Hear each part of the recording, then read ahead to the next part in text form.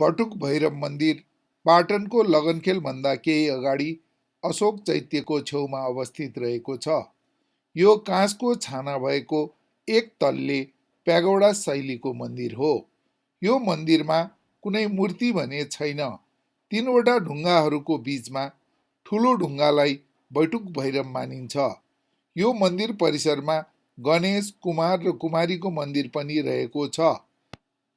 कुनै पनि ठुलो सङ्कट वा विपत्तिबाट मुक्त पाउनका लागि, कुनै ज्ञात अज्ञात शत्रुसँग डराउनुहुन्छ वा तपाईको जीवनमा सधैँ खतरा रहन्छ भने बटुक भैरवको पूजा गरेमा सोबाट मुक्ति पाइने जनविश्वास रहेको छ। किंवदन्तीका अनुसार पाटनतिर भूत प्रेतले दुःख दिन थालेपछि त्यहाँका राजाले पूजा गरेर तन्त्र शक्तिको बलले भैरवको आह्वान गर्न लगाए।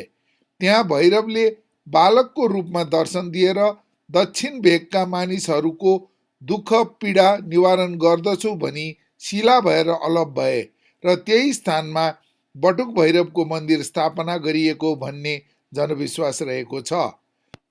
तर इतिहासकारहरूका अनुसार बटुक भैरवको मन्दिर 6औं शताब्दीमा अंशुवर्माले प्रयाग दर्शनबाट फर्केपछि स्थापना गर्न लगाएको हो भनिन्छ।